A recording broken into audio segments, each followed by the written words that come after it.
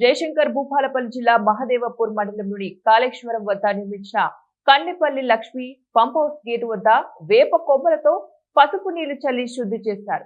మాజీ CM KCR, KTR down down అంటూ నినాదాలు చేస్తారు.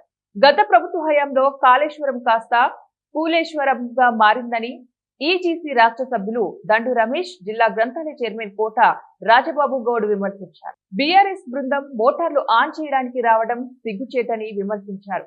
కాళేశ్వరం ప్రాజెక్టుతో ఈ ప్రాంతానికి ఎకరం పంటకు నీరు ఆధారం లేదని, కమిషన్ల కోసమే ఈ ప్రాజెక్టు నిర్మించారని ఆరోపించారు.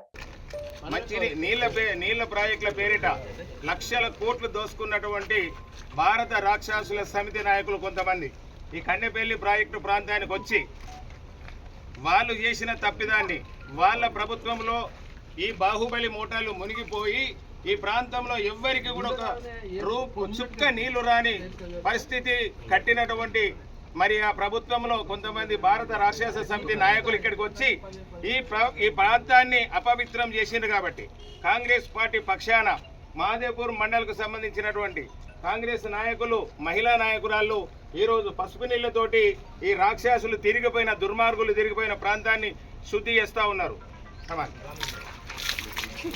జై కాంగ్రెస్, జై కాంగ్రెస్, జై కాంగ్రెస్, శ్రీధర్ బాబు గారి నాయకత్వం, శ్రీధర్ బాబు గారి